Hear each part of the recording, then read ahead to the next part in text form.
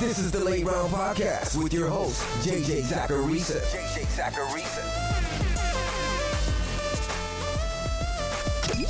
What's up, everyone? It's JJ Zacharisa, the editor-in-chief at FanDuel and at NumberFire.com, and this is episode 363 of the Late Round Podcast, one of the many shows that are part of the FanDuel Podcast Network. Thanks for tuning in. I'm excited for you guys to hear today's show on this year's running back class because I brought back my friend Evan Silva to talk about it. You guys know Evan from his days at RotoWorld, and you've probably seen that he's part of the website Establish the Run these days, which you all should check out. Evan talked about why we should care about running back skill, and he broke down some of his favorite backs in this year's class.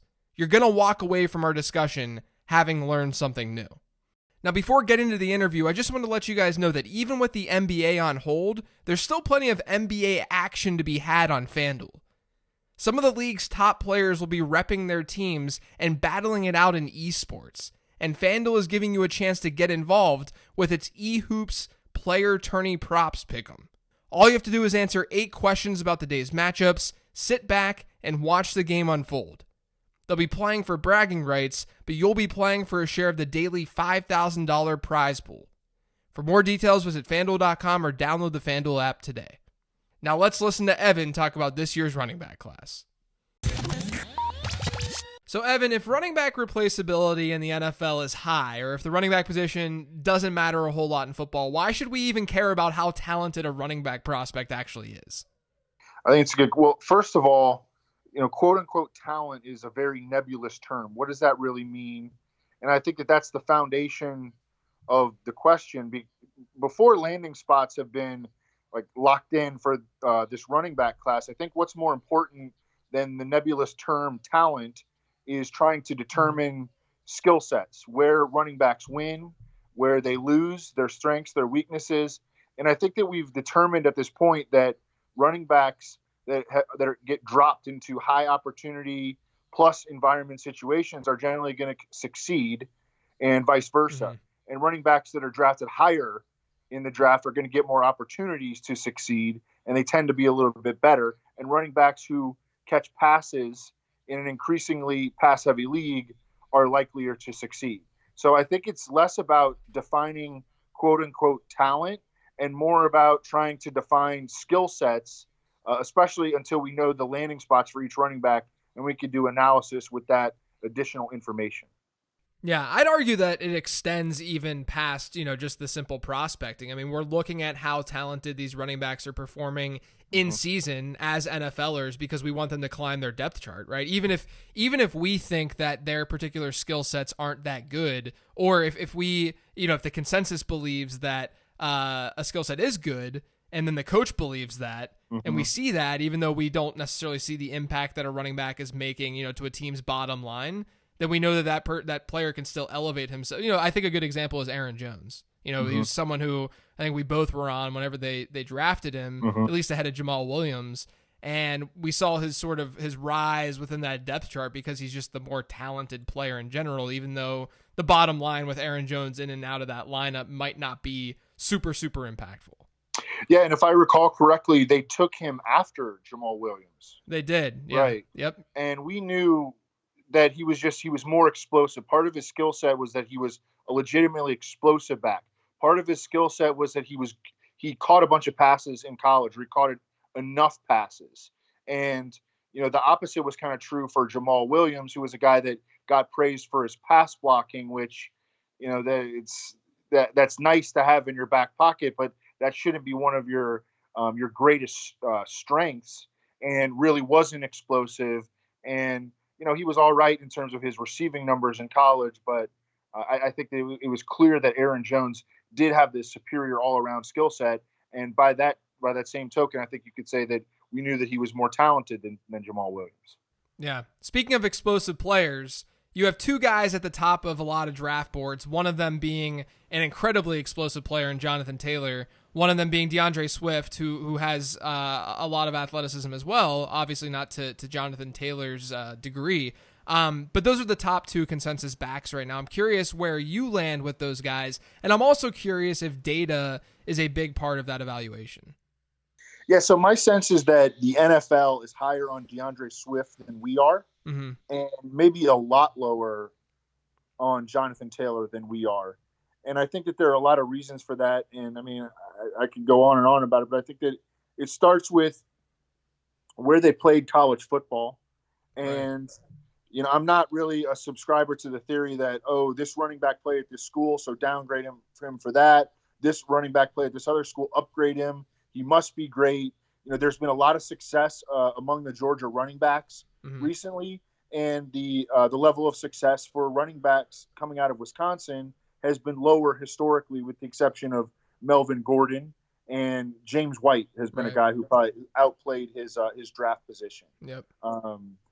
But yeah, I mean, Jonathan Taylor has advantages on DeAndre Swift in terms of, again, if we're breaking down just skill set and what he brings to the table, in terms of size, in terms of workhorse capability and demonstrated workhorse capability, because Jonathan Taylor showed, I mean, he averaged over 2,000 rushing yards per season in college. DeAndre Swift was really a combo back for most of his Georgia career. Yeah.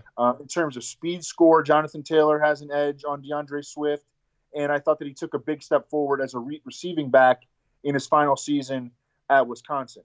I mean, I just tend to really like big backs that can catch the ball, that are efficient running between the tackles, that don't get hurt. Jonathan Taylor has like an impeccable history of durability, and he runs with long speed. He can legit outrun defenders. So I'm definitely a Jonathan Taylor guy, and I think that that's a lot based on data. That's a lot based on watching them play, and that's a lot based on just kind of knowing, just kind of having a good feel for what skill sets translate well to the NFL. I think that DeAndre Swift is going to be a good player in the NFL. I think that Jonathan Taylor is a better bet to be like a 3-down workhorse in the NFL. Yeah, so that brings me to my next question. The top comp for Jonathan Taylor in my prospect model was Ezekiel Elliott. I mean, the comparison there is actually pretty strong. It wasn't that weak of a comp. Do you think that he is potentially that level of a prospect, but he's not getting nearly the type of love that Zeke got coming out? Yeah, it's interesting because that is also Jonathan Taylor's best comparable player on playerprofiler.com, which is 100% data driven. And also that was the comparison that NFL Films Greg Cosell used for Jonathan Taylor, Ezekiel Elliott, and he is entirely film based. So yeah, I mean, I think that there's a lot of dots kind of connecting Jonathan Taylor to Ezekiel Elliott as a comparison. But again, I think that it has something to do with where they played in college. Wisconsin is a really good college program, but Ohio State competes for national titles. Ezekiel Elliott had hype from the time that he stepped foot on campus at Ohio State. I heard about Jonathan Taylor some early on, but not quite like we heard about Ezekiel Elliott throughout his career. So I think that there are a lot of biases that just arise from college football in general. And I also think that the NFL gets a little bit smarter every year from the running back replaceability standpoint. So that hurts Jonathan Taylor too. That, even just a couple of years ago when Ezekiel Elliott went that early, the NFL has gotten a little bit smarter since then. And so that's going to hurt where Jonathan Taylor is projected. But yeah, I mean, look, I'm not sure why Zeke Elliott was a top 5 lock when he came out. And it seems like Jonathan Taylor would be lucky to go top 40 at this point because purely as prospects, I mean, they're very, very similar. Yeah. So the consensus, like I just talked about, we have Swift and Taylor as the top 2 backs. Then you're going to see rankings, whether it's fantasy or otherwise, that has J.K. Dobbins, maybe CEH, Clyde Edwards-Helaire's there, or Cam Akers, maybe even Zach Moss next. Who do you have as your favorite out of that group? Maybe talk about your least favorite out of that group as well. Yeah, so I did a top 150 rankings for redraft leagues, and I have Jonathan Taylor as the RB21 right now. Obviously, we don't know landing spots, and hey, if Jonathan Taylor goes to a great, if he goes like in the 30s somewhere to a spot where he can become an immediate feature back, like I could, envision pushing him up to like RB12. So.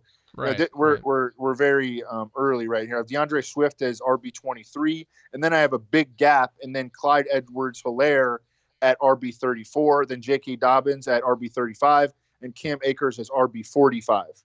And listeners can read all about that, or the full top 150 at establishthерun.com. But yeah, I love Clyde Edwards-Hilaire's passing game skills. First of all, he can block.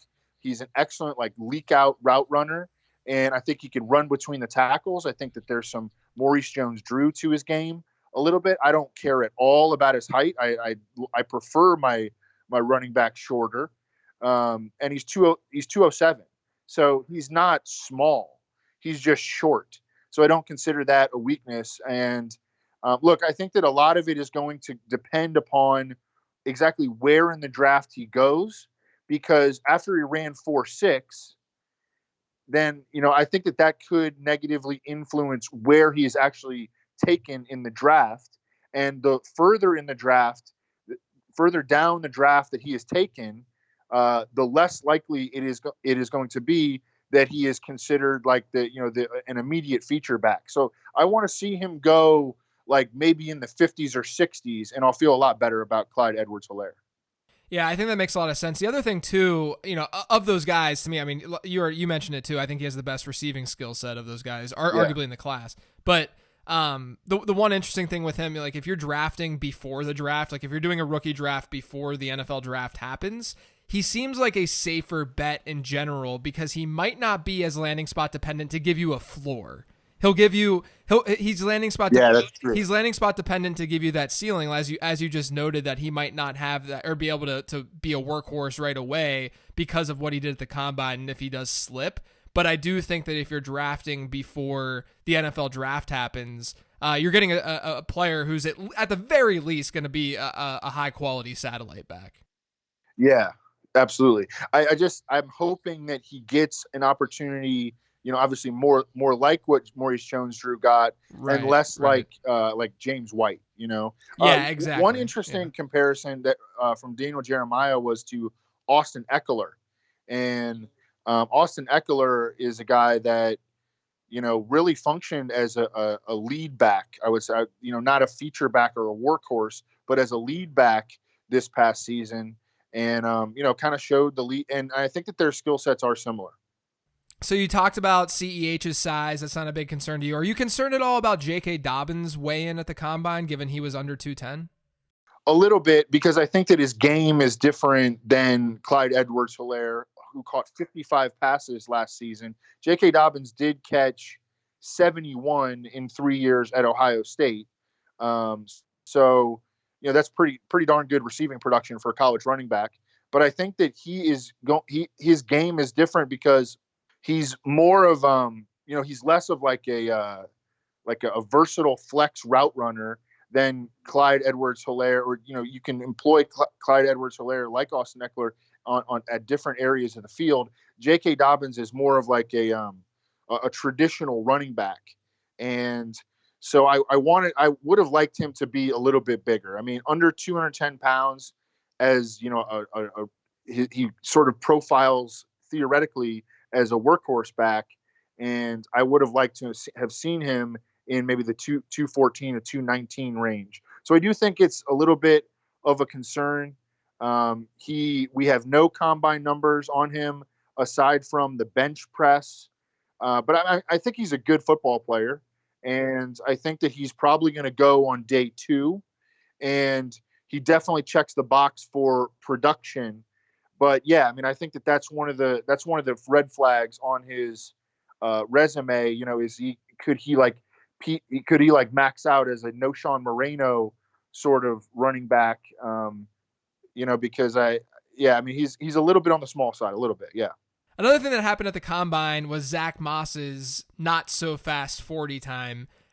Before the combine happened, you had a lot of Kareem Hunt comps. But I think post-combine, after seeing that, you're seeing more David Montgomery comps. So I'm curious if that 40 time first off matters to you. I know that he had a little bit of an injury, so that, so the 40 time might not matter to you. But if it does or if it doesn't, do you think that he is more on the David Montgomery side of things or more on the Kareem Hunt side of things, or maybe neither? Well, I think that, first of all, we should learn a lesson from comparing David Montgomery to Kareem Hunt. And even, people in the NFL did that as well. I think was it Matt Nagy or Ryan Pace made that compare? I think it was Ryan Pace who made that comparison. Ryan Pace on a long losing streak here. But I mean, just think about what happened with Kareem Hunt. He was dropped into an optimal situation under Andy Reid. He caught every break in the book, injuries to Spencer Ware and Damian Williams. He got that opportunity and he balled out. But I think that if we had dropped David Montgomery into that same situation, I think that David Montgomery probably would have crushed it too. Yeah. Spencer Ware before Kareem Hunt was crushing it. Damian Williams has crushed it when healthy. Niall Davis even had moments in that offense before those guys. So the Kareem Hunt comparisons, he's sort of like an outlier almost. Like you remember for years, everybody would compare every slow receiver to Anquan Bolden, Yeah, or right. or every wide receiver converting to cornerback was the next Richard Sherman. Right. And these guys are just they're tough to make comparisons to because just because they're just kind of unique. Right. And so I think that Zach Moss is just like a landing spot and draft capital back. So if he goes like third round to the Chiefs, we're talking. If he goes fifth round to the Raiders, we're probably not talking. So I just think it's going to come down to his draft capital and his landing spot. Yeah, I think that's kind of the way I view him. I view other guys in this draft as well, similarly, like a Keyshawn Vaughn, maybe, if he ends up in a situation like that. But who are some of your favorite backs outside of that first round and rookie drafts type tier? Are you a fan in particular of A.J. Dillon, the complete freak of nature A.J. Dillon? Yeah, I was big on Derrick Henry coming out, and it took a while for that to come together. But I do think that that's within A.J. Dillon's range of outcomes. Obviously, it's the peak outcome. I just don't think that A.J. Dillon is ever going to get the opportunity that it took 3 years for Derrick Henry to get. They almost needed like a half decade to decide to use Derrick Henry as, a full-time feature back. And I just don't think that A.J. Dillon is ever going to get that chance. But hey, if he goes in the second round, I think we're talking. I don't think he's going to go in the second round. I like that you mentioned Keyshawn Vaughn from Vanderbilt.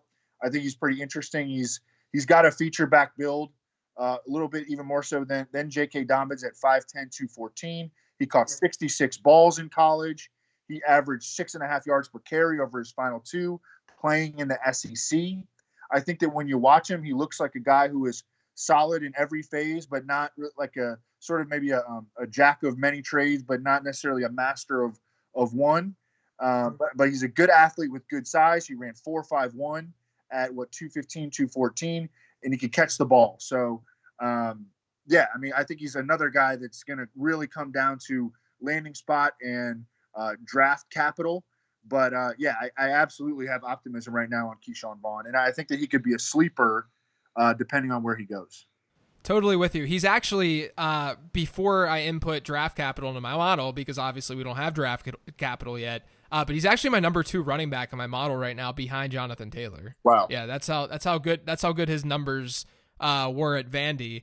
Is there a projected later round running back you think might be able to jump into the middle rounds in the draft and become a little bit more fantasy relevant than expected? Yeah, I think that Antonio Gibson of Memphis stands out mostly because he's built like an NFL workhorse at 6 foot 228. He runs 4.39. He scored 15 touchdowns as a sort of like rotational player at Memphis, 15 touchdowns over his final 2 seasons. He was sharing the ball with Darrell Henderson and Tony Pollard until this past year. He had 44 career catches, only 33 rushing attempts, 24 kickoff returns. I think that his height, weight, speed, and where he's going to go in the draft, and I fully expect him to be a day 3 pick, maybe like even 5th or 6th round. I think that he is pretty interesting. He just didn't get a ton of opportunity because there were other guys that are NFL players in the same backfield. But I like his like all around game. I always like skill position players that are coming into the NFL that had experience as return men in college. RotoViz has done great work showing that can be a plus to a prospect's profile, and Antonio Gibson has that. He seems like sort of like a project, but he's just a guy that you want to get the ball in his hands, and he can make big plays happen. Yeah, not unlike the same guy from the same school last year, and Tony Pollard. I mean, that Exactly.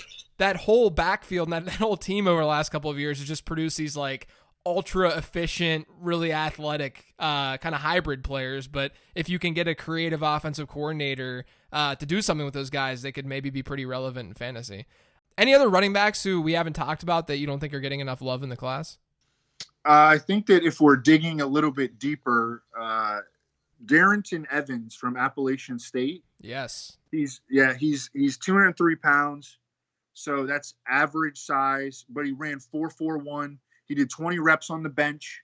So, he's, strong, 37-inch vertical is very good for any running back, very productive as a receiver at App State.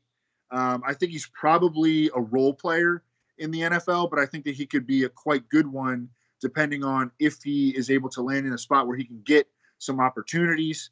I think that the running back class in general, it's unlike the wide receiver class in that the wide receiver class is just insanely deep. But the running back class is good, but I think it's super shallow. It's great at the top, but I think it falls off a cliff really quick. And then we're kind of just throwing darts at guys like Antonio Gibson and Darrington Evans. Yeah, makes sense. My main comp for Evans is Nyheim Hines. I think that's sort of the role that he might be able to play at the next level. Really versatile guy. Obviously Hines did a lot of kick returning and punt returning at NC State, both really fast. So, but like Hines, I do think, like you said, a guy like Evans is just going to have to find that spot where he can see a lot of that passing down work to have that floor in PPR formats. No question. Evan, it was great to talk to you, man, as always. For those of you not following Evan on Twitter, which is likely 0 of you, he's at Evan Silva. And make sure that you're reading and listening to him over at establishtheRun.com. You can find me on Twitter, too, at LateRoundQB. And make sure you subscribe to this podcast, the Late Round Podcast, pretty much anywhere podcasts can be found. Thanks, everyone. I'll talk to you later in the week.